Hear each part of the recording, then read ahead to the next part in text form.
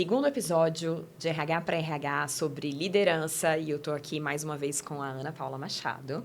E hoje o tema serão causos, pérolas. pérolas. Mas casos positivos, né? Sim. Boas práticas para serem compartilhadas e algumas práticas para serem evitadas também, né, Ana? Vamos começar com um caso boa prática? Bora. Para a gente trazer aqui para nossa audiência alguma boa prática que eles possam implementar. Então, aí, ao longo da tua trajetória, com alguns dos nossos clientes, o que você enxergou, assim, de uma equipe que se capacitou, que mudou comportamento? Como é que foi esse processo? Marina, esse ano nós concluímos um programa de desenvolvimento de liderança numa empresa em grande expansão no mercado. Ela atende o Brasil inteiro, mas ela é situada aqui em Brasília.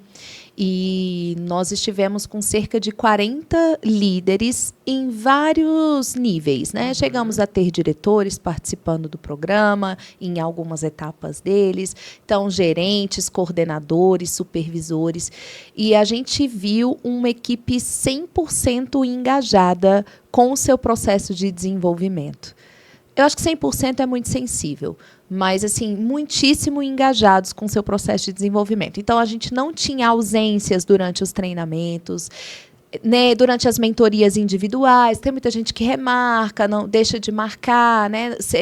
Que tem a ver também com a forma de comunicar isso, o que a empresa espera, né? O que a gente vai atingir. Então, foram muitos encontros. A gente começou com o business game, tivemos a etapa de diagnóstico e fizemos um business game. Então, já ali no business game, a gente já sentiu como seria o clima, né, do time ali para o próximo, que nos desafiou muito também, porque a gente precisava levar novidades a cada encontro, né? Então, a gente tem aqui o nosso modus operandi, né? Mas a gente precisava sempre repensar e trazer coisas adaptadas a esse público, ao engajamento deles, e cada vez aumentando o nível ali de satisfação, né? Então, a gente teve um público 100% engajado, onde a gente chegou no final, na última mentoria individual, nós fizemos uma autoavaliação. Então, quem era você antes do PDL, quem é você agora, em vários quesitos. Então, a gente, por exemplo, papel do líder, sobre identificar o nível de maturidade e desenvolvimento do seu liderado e aplicar a estratégia de comunicação adequada ou de delegação adequada. Como era antes, como era agora. Então, a gente teve avaliações incríveis, assim, muitos líderes enfatizando a importância da inteligência emocional. Teve um que falou assim, olha, foi um divisor de águas na minha vida. Olha que legal, o impacto, né? Um divisor de águas na minha vida, assim, porque eu trouxe vários traumas do empreendedorismo para cá, e eu vi que eu era um líder bonzinho, mas não bonzinho no sentido legal. Um líder que estava sendo permissivo, né? E aí, a partir das ferramentas que a gente entregava, com assertividade e firmeza e humanidade, ele conseguiu concatenar isso e ele teve a oportunidade de trocar de área. E eu lembro que a gente conversou, ele era meu mentorado. Eu falei assim, cara, você tem a oportunidade agora de fazer tudo o que você quer. Vamos começar do começo, né? E assim ele fez. Ele disse, nossa, eu sou outra pessoa, meu time é outro time. Então, isso não tem preço, né? Assim, que se pague por um desenvolvimento desse, para você ver uma aplicabilidade prática daquilo e as pessoas trazendo o quanto aquilo mudou a realidade dela como pessoa, da equipe dela e dos resultados da empresa, né? Olha o impacto que a gente pode ter com as ações de desenvolvimento, né? Você muda o indivíduo, a relação dele com a equipe direta é impactada, Sim. Que, por sua vez, vai impactar no resultado da organização, né? Então, muito se fala ali que treinamento é custo, é investimento. Quando bem feito, ele é um investimento que impacta em resultado e dá para calcular o ROI. Então, isso a gente pode ter uma conversa sobre, né? É muito interessante quando a gente vê times verdadeiramente engajados. E você percebe, Ana, nesse caso, por exemplo, que você contou, algum traço da cultura da empresa que propiciou esse time mais engajado? Porque a gente tem empresas assim, onde as pessoas aparecem entusiasmadas, querem mais, não desmarcam, muito pelo contrário, né? Tem sede, às vezes até pedem mais. E tem empresas também que é uma sofrência. O que você percebeu, assim, na cultura? Ou algum outro aspecto que você possa destacar dessa empresa para ter esse engajamento, essa liderança ponta firme? Vamos chover no molhado? A liderança da empresa, a alta liderança. Então, o quanto eu, como líder, influencio todo o resto da organização. Então, a gente tinha em todos os treinamentos a presença de todos os diretores. Olha só. Era raríssimo não estarem presentes. Então, participativos, atuantes, né? Pessoas que fomentam esse desenvolvimento, fomentam as trocas. Tudo bem, é uma empresa jovem, com uma cultura que, apesar de você olhar e parecer uma cultura, assim, de grande liberdade, você vê que não é necessariamente dessa forma. Existe todo um procedimento, um processo de controle que não é exagerado, é uma coisa equilibrada, né? Então, a cultura, com certeza, esse fator do engajamento e do empenho e da, como é que a gente chama, gente? Influência, né? Da inspiração, da alta liderança, fez com que isso fosse possível no nível que foi de desenvolvimento dessas equipes. Ana, você está trazendo esse caso positivo da influência da alta liderança. Inclusive, gente, ficou uma dica, né? Sempre que possível, quando a alta liderança patrocina os programas verdadeiramente, o engajamento é outro. Por outro lado, eu vou contar um caso aqui de uma empresa do passado, em que a alta liderança entendia a importância do desenvolvimento da média liderança, mas eles achavam que as ações nunca eram para eles. Eles não tinham tempo, a agenda deles era muito mais importante para outras coisas. E aí, o que acontecia, gente? O óbvio, né? Essa média liderança não estava engajada, muito pelo contrário, ela se sentia achatada, não se sentia nem escutada pela alta liderança, porque ele que estava ali, eles que estavam no dia a dia, com as equipes, olhando o resultado, mas não conseguiam ter a troca. Então, o que a gente estava falando ali para essa média liderança, eles não enxergavam os comportamentos na alta liderança. Então, é o efeito exatamente inverso ao que você trouxe, né? A alta liderança desmotivando a média liderança e que são as pessoas que estão ali no dia a dia com as equipes, né? Então, esse é um exemplo, infelizmente, negativo e que impacta nas pessoas, nos resultados, nos negócios, no engajamento. Isso. Então, é quase querer que a média liderança ali passa um milagre, né, com a equipe. E a influência é tão forte, né, que quando a gente não tem esse engajamento da alta liderança, não vou nem dizer 100%, mas assim, na maior parte do tempo, o que a gente escuta é eles deveriam estar aqui ouvindo isso. Aí, né, você fica um falando para o outro, gente, mas fulano devia estar aqui, não é possível que eu tinha que estar escutando isso, né? Então, porque realmente o líder também é liderado, né? Então, ele precisa ver esse espelho na sua liderança. A gente escuta muito, isso é um caso real também. Mas, Marina, eu também já escutei muita coisa assustadora, sabia? Ai, meu Deus. Tem algum aqui que possa contar sem comprometer? Algumas coisas assustadoras, assim. Existe uma questão de engajamento que vem pela inspiração e pelo exemplo da alta liderança, e existe também a postura de humildade e a postura de aprendiz, né? A gente já ouviu pessoas que vieram para o encontro presencial, de certa forma participaram, ficaram mais na sua, fizeram ali as atividades e tal, mas quando foram para a mentoria, ao serem questionadas quais são os principais desafios que você tem, não tenho. E aí a gente, como mentor, fica assim, né? Por onde que a gente vai agora? Né? Que saia não justa. Tem. Sim, mas me conta, tem alguma pessoa que... Não, aqui na equipe tá tudo bem. Não, aí a pessoa ainda fala assim, não é que eu não tenho que me desenvolver, não. Mas, assim, no momento eu realmente não tenho nada.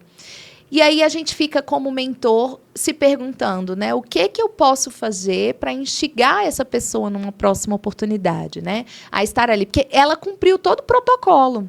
Ela foi ao encontro presencial, ela está na mentoria, porque ela poderia não estar. Ela poderia ter desmarcado, mas ela está, mas não está, de certa forma, aberta.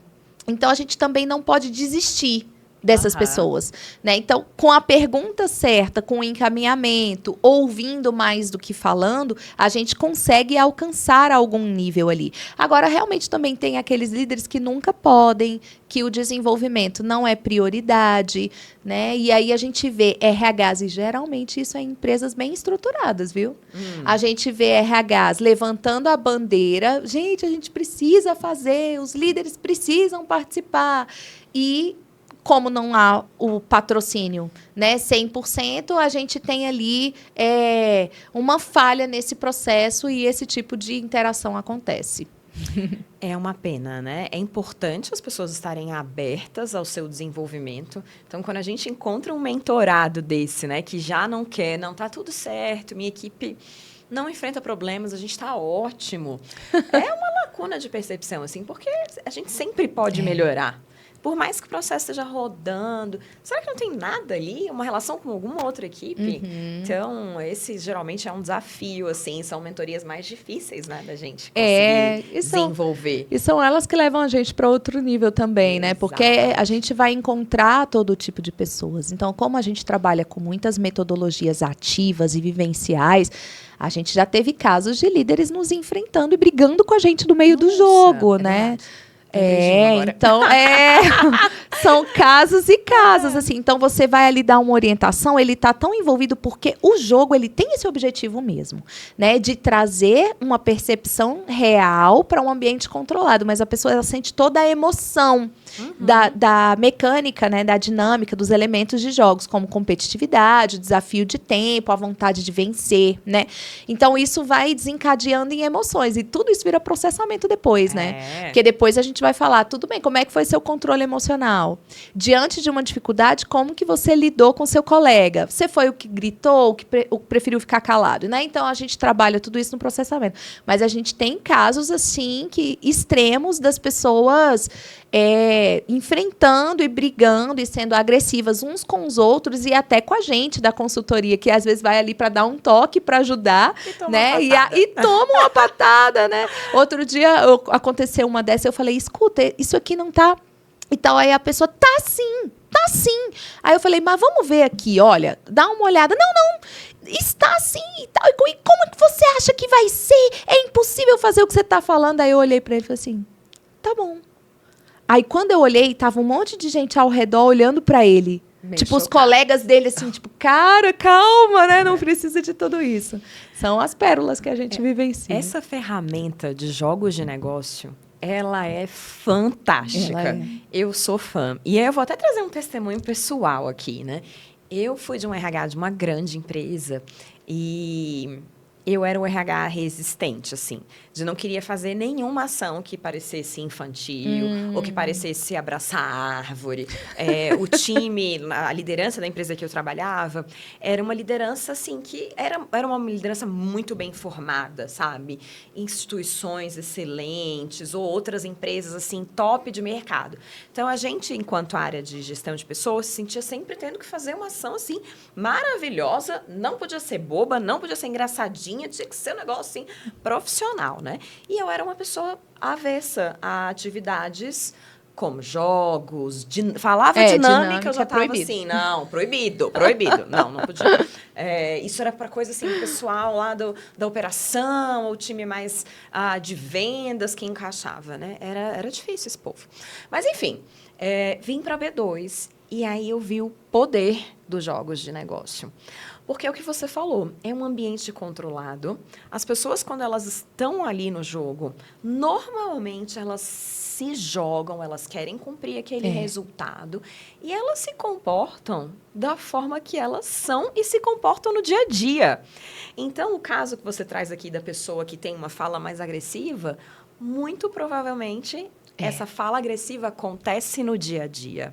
E aí eu vou até trazer um caso agora mais recente dessa minha experiência B2, que era uma empresa que estava trazendo muito a necessidade de inovação. Queremos ser inovadores no mercado, soluções diferentes, digitais, etc. E a gente aplicou um game com eles. E eu fiquei meio surpresa com alguns comportamentos, né? Era um game onde tinham várias equipes. A gente não fala, né? Mas as equipes, elas não estão competindo. Mas rola um sentimentozinho assim, né? De, essa minha equipe aqui é contra a sua. Mas em momento nenhum a gente fala que eles não podem conversar, nem nada disso. E a gente normalmente percebe as pessoas se ajudando ali em algum determinado momento do jogo. E nesse caso, nada. Uma equipe indo super bem, conseguindo montar, e a outra, cara, toda hora derrubava. não dava certo. Um negócio, assim, não saía do lugar. E, gente, eu já tava ficando ali desesperada, né? Porque a gente se envolve, né, Ana? Total. É difícil não se envolver. E eu ficando desesperada ali. Gente, será que eles não vão se ajudar? Eles não vão falar? Falei, temos que levar isso para o processamento, né? Porque eles só começaram a se ajudar depois que a gente falou que eles podiam se ajudar. Então, a gente falou, cara, tem algo estranho aqui. E aí, a gente foi investigar isso no processamento, né? Por que algumas equipes conseguiram tão bem? Por que elas estavam vendo que a pessoa imediatamente ao lado não estava conseguindo fazer e eles não alertaram, não deram uma dica? E aí foi que a gente percebeu que algumas pessoas começaram a trazer de forma muito sutil que na empresa o erro ele é visto como algo muito grave. Então, as pessoas elas tinham medo de fazer um apontamento que o outro estava errando, com medo de prejudicar ou algo nesse sentido. Então, eles preferiam se eximir do que apontar um erro. Então, perceba que se a empresa estava buscando inovar, trazer soluções diferentes, como que eles vão fazer isso se as pessoas têm medo de errar? De poder trocar umas com as outras. Então, o jogo, gente, eu saí de uma pessoa descrente para uma pessoa que recomendo para toda a empresa, faça isso, porque vocês vão ver o comportamento real ali das equipes. E serve até de diagnóstico também. Diagnóstico em algum ponto, né, de cultura, algum ponto de clima. A gente consegue saber dali também quais competências podem ser desenvolvidas mais, outras menos, né, e observar isso ao longo de um período muito interessante. E aí, falando sobre isso, eu me lembrei de um outro caso, que é em uma empresa onde a gente tem trajetórias muito grandes, profissionais, de muito tempo, né? E As aí pessoas sempre na mesma empresa, as pessoas isso? entraram como estagiárias e foram crescendo até chegar ao nível de liderança. E nós tivemos um kickoff com a diretoria e a presidência estava presente, né?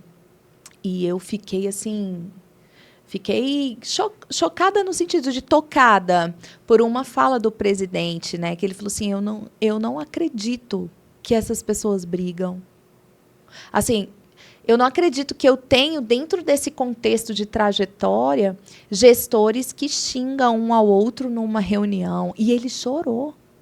Do tanto que ele ficou impactado por esse comportamento. Né? E aí, a gente ouviu, né, sem solucionar. E aí, depois, quando foi passada a palavra para a gente falou assim, olha, eu sei que o senhor está decepcionado, mas o ser humano ele pode mudar o comportamento se ele quiser. E sabe o que foi mais legal? Na última mentoria que eu fiz, que foi individual, em algum momento nós estávamos tratando determinado assunto e a pessoa falou para mim, eu sei que esse curso foi por minha causa. E contou a história que a gente ouviu no kickoff. Então, assim, ele falou, eu fiquei muito envergonhado, mas ao mesmo tempo foi muito bom, foi uma oportunidade, mas eu sei que esse curso foi por minha causa. Tipo assim, ele se lembrou do fato que foi marcante e que deu um start assim, para a alta liderança da empresa buscar um desenvolvimento, entender que precisava fazer esse acompanhamento. Então, gente, assim, não é clichê, desenvolvimento de liderança. Realmente, ele tem que estar no topo das ações estratégicas, porque tudo que a gente faz na empresa vai permear a liderança. Não adianta, a cultura vai comer estratégia no café da manhã. Sim. E a liderança ela vai nos ajudar, enquanto RH, a fazer essas transformações culturais, que são demoradas. Então, a gente precisa começar agora.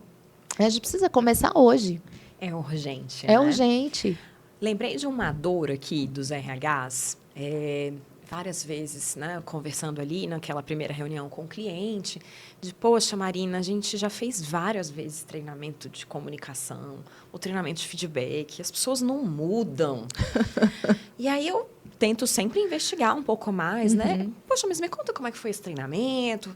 E aí, normalmente, fizemos uma iniciativa de treinamento isolada, terminou, as pessoas voltaram para suas rotinas e o barco seguiu da mesma forma, né?